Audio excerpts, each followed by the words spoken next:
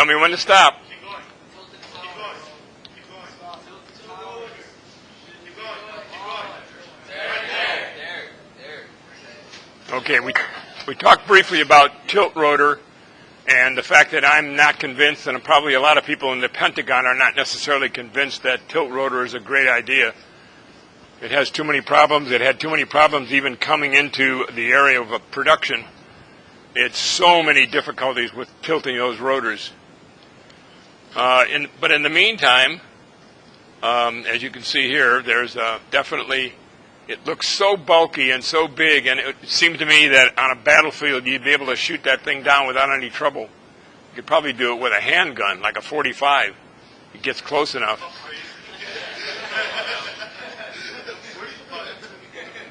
The trouble is, in the military .45s, you can hit a brick wall if you were inside the brick wall. That's how bad the .45s were in the military. Okay, so you can see that it doesn't look to me like it's one of those things that would do well in a battle situation. So tilt rotor also, there is another tilt rotor that we'll look at a little bit later, but here we're talking about self-deployable combat aircraft, and I'm not even sure what the attempt was to show a self-deployable combat aircraft.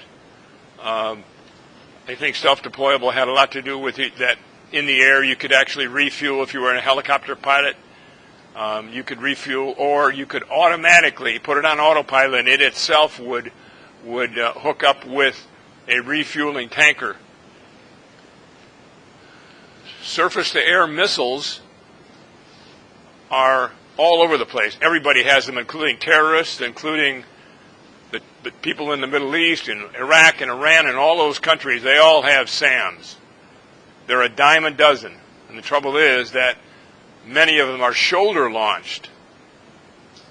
And if they're shoulder-launched, you know that you can wander all over the place, hide behind the middle of a building somewhere, and fire at some aircraft trying to land at Baghdad. Heads-up display. Does anybody understand what a head-up display is? In fact, you will probably in your lifetime see those adapted by cars. So that pretty soon, on the windshield in front of you, you're going to see a head-up display. And maybe even synthetic aperture, synthetic radar, which actually shows the terrain on a what is called a head-up display. So here's a self-deployable aircraft being refueled or about to be refueled. What I don't understand here is, how do they keep those rotors from cutting the cable? And I don't know the answer, other than the fact that it appears to be far enough away so that by the time they engage the probe in the helicopter with the donut on the tanker, that those rotor blades would they would be awfully close, wouldn't they?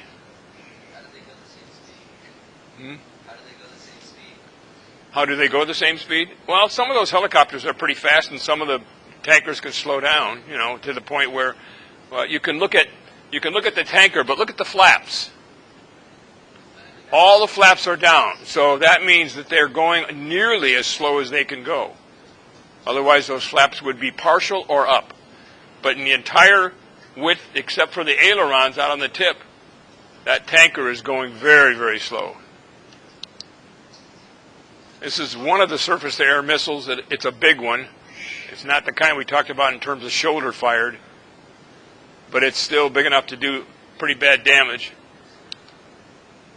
Here's a head-up display, and it provides a lot of information that you may or may not be familiar with, but you can talk about where the aircraft itself, if the aircraft is lined up. You've got altitude readouts. You've got speed, you've got direction down here, right, left and right, and also direction up here. And so that helps the pilot bring that aircraft down onto the runway, especially if it's in real low visibility conditions.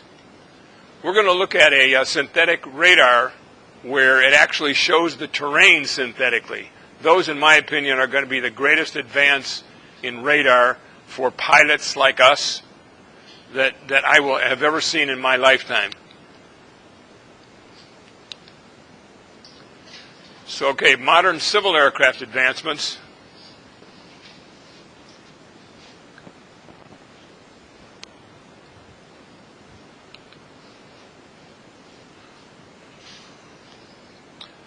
Small electric airplanes. Do I think they have a future? Yes. Do I think the future is now? No. There are some real restrictions, but just so you know, Reedley City, the city of Reedley, owns 2 electric aircraft. And I'll show you a picture of the kind of aircraft they own. They are supposed to have been taken to Reedley Airport and headquartered there, put in a hangar, and made available for the flight department here, as well as people in the area of Reedley wanting to go over there and fly it. It's kind of a strange airplane to fly. I've flown the electric airplane that is owned by Reedley, one of the 2 of them. They're different. They're very different. You take off and what you're looking at is kilowatts instead of altitude or instead of engine RPM. They just do away with engine RPM. So you take off at 45 kilowatts and you throttle back to 30 kilowatts when you're 1,000 feet above the ground. And that, for me or any other current pilot, is a difficult thing to get used to. So that's a picture of the exact airplane, except the 2 that are owned by Reedley don't have all of that stuff on the side. They are called Pipistrel, and that's exactly what they look like. They're just a 2-seat airplane. When they are finally approved by the FAA for other than experimental use, they will be used probably solely for aviation training.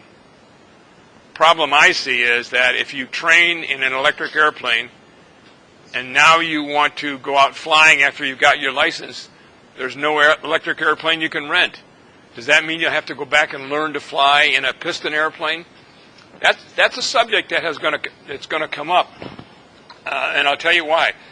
Back many years ago, when Cessna came out with what they called their 337, that is an engine in front and engine in the back, it was so different as a twin-engine airplane that they would not certify it as a twin-engine airplane. They would certify it only as an inline twin-engine airplane. That is, the engines were in front and back. And I suspect the same thing is going to be true here. When they finally put it out and make it available to pilots to use, especially here in Reedley, I suspect that they're going to have to do something about, if you train in an electric airplane and you want to fly a powered airplane, I don't think they're going to let you. I think you're going to have a more complete checkout in a piston-driven airplane than just saying, well, I have my license, I can fly a single-engine land airplane. That's what your license would say if you were going to get a pilot license. It would say single-engine land airplane. But in this particular case, I don't think it's going to be sufficient. I think it's going to be single-engine electric land airplane or single-engine piston land airplane. So I think you'll see that in the future. So if you're going to train in an electric, I'm not sure it's worth it.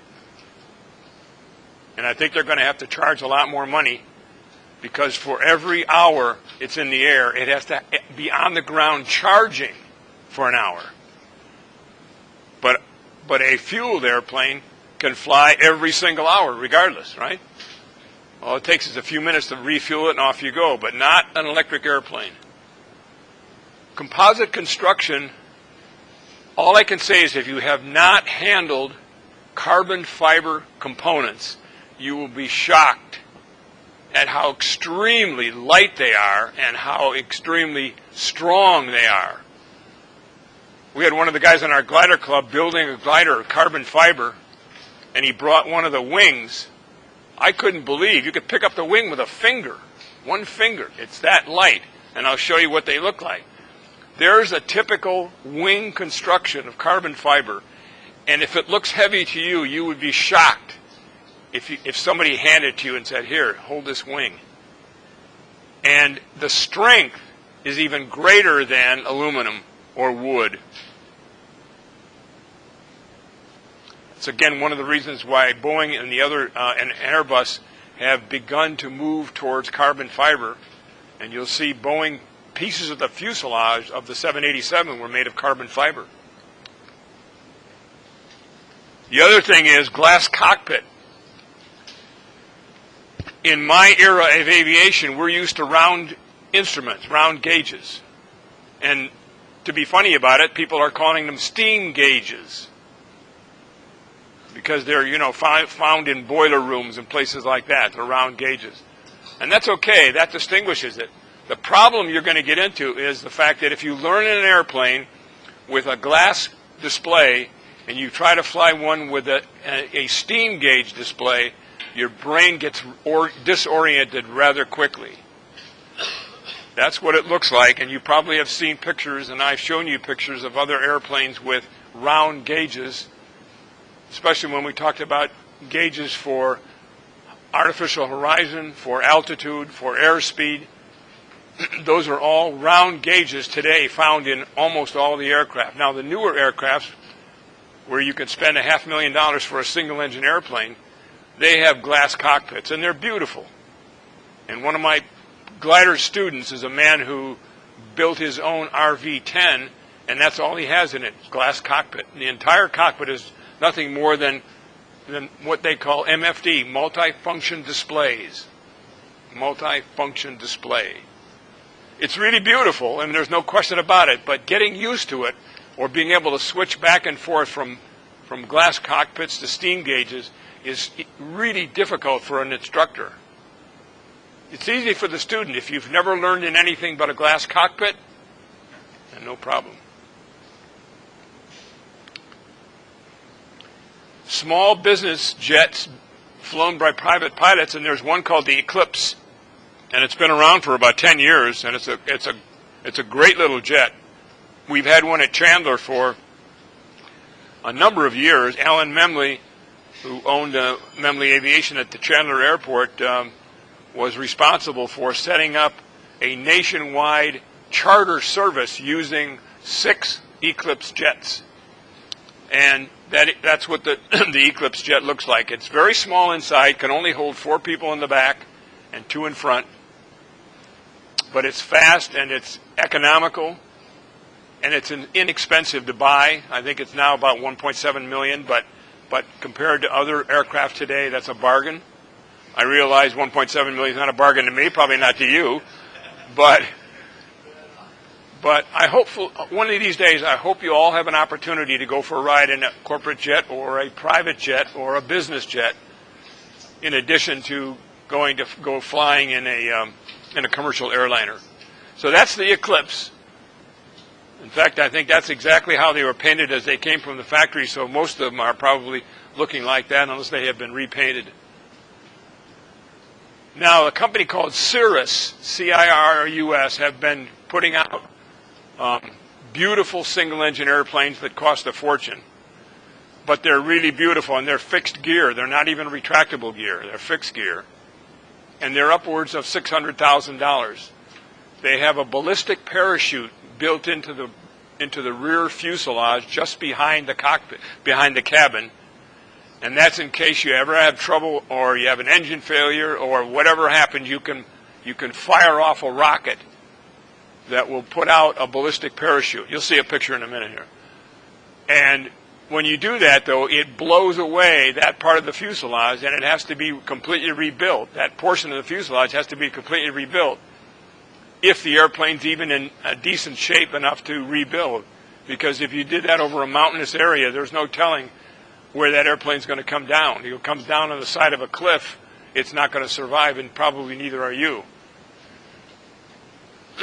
Now, high-end business jets, Grumman Gulfstream has been the real classic golden standard of business jets worldwide. They've been sold to so many country governments around the world.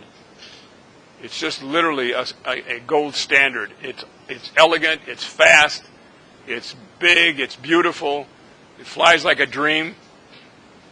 There's one of them. And they've gone all the way up, I think, it's the G4, G5, G6. That's what they call them. They don't necessarily have names, but they have numbers after them. So it would be like a G4, G5, G6. I don't know what that one is. It depends on how big it is, the number of seats, the strength of the engines.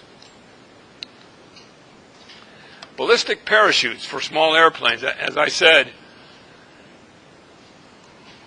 I'll give you an example of how dangerous they are. There was a guy took off out of Reno heading for San Francisco in the wintertime, and he got up high and he was going to go over the Sierra and got into some terrible icing and started losing control of the airplane. So he fired off the ballistic parachute, but he was going so fast that the air shredded the parachute and he died in the crash. So you think to yourself, wow, isn't that a great idea that an aircraft can be lowered safely to the ground under a parachute? And the answer is yes and no. It depends. You know, if you slow down enough so you don't shred the parachute, yes. If you do it over terrain that is friendly, yes.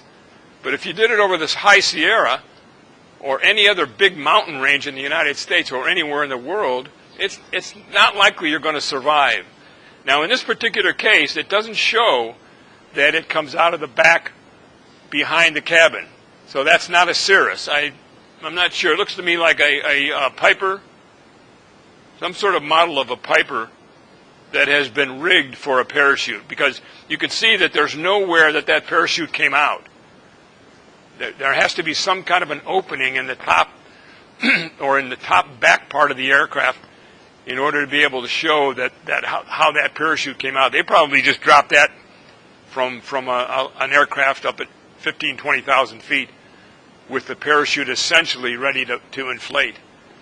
Because that's not a Cirrus, and that's not how Cirrus developed their ballistic parachutes. There's also something called a civil tilt rotor. I didn't even know about this until recently. I'm not sure whether it's even in production or whether it's even been marketed, but it certainly does exist, and it looks to me like, based on what I can see from the picture here, that it seems to be in England somewhere where it was developed. Let's take a look at it. Now, that BA on the tail leads me to believe that it's British Aerospace, and that's an aircraft company in England that has produced a number of smaller aircraft. Not big ones, but small ones, some regional kind of aircraft for different countries around the world. There must be a place where that's valuable, maybe like in the Himalayas, where I was a couple of years ago, last year, where everything is up and down and there are tiny little spaces that you could never land a conventional airplane in, but a tilt rotor would certainly make it very, very well. So I suppose that you could use that. The problem I see is that how does that replace the helicopter? Helicopters today are pretty fast. So are you going to go faster in this tilt rotor than you would in a helicopter? And is it worth the extra money to buy a civilian tilt rotor as compared with a helicopter? Here's synthetic vision. This is one of those things where it is so beautiful for an instrument pilot. You know, if you're instrument rated and you have followed all the rules and procedures and you're remaining current with your instrument authority, to be able to fly an airplane with synthetic vision is really amazing, because it paints a terrain for you.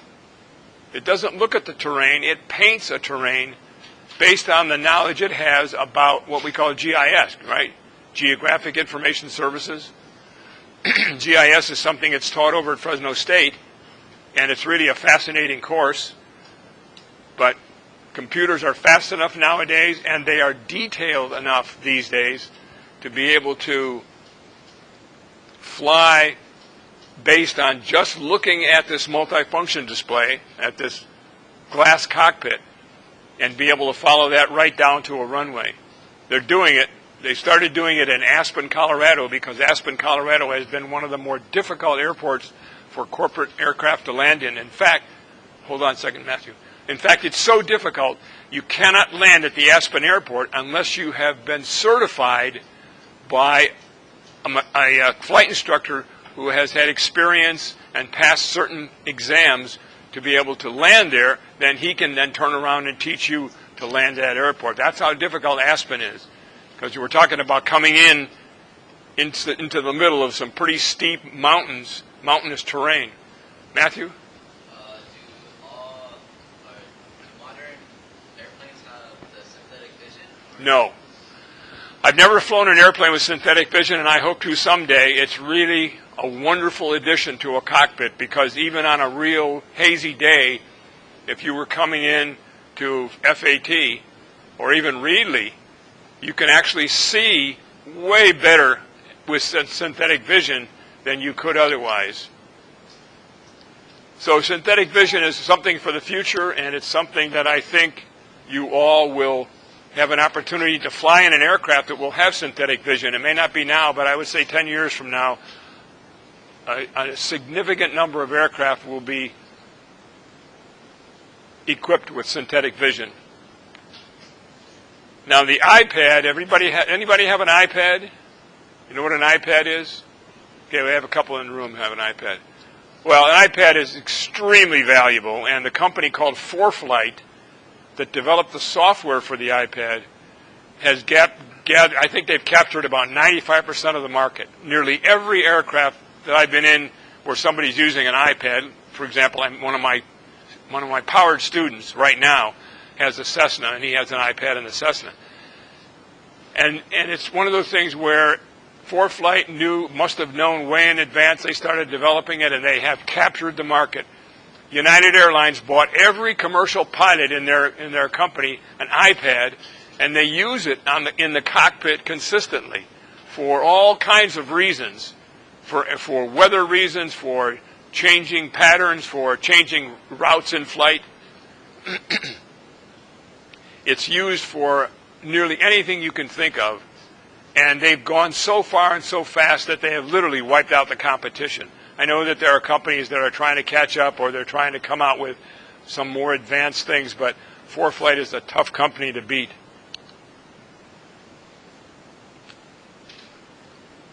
That's what an iPad looks like if you sort of have it as an add-on. It's kind of funny because here's the glass cockpit, and now you have an iPad.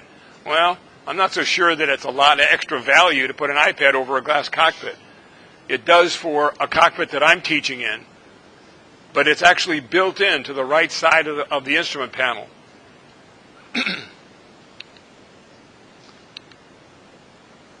Okay, so let's take a look at the synthetic vision. I'll take a 2-minute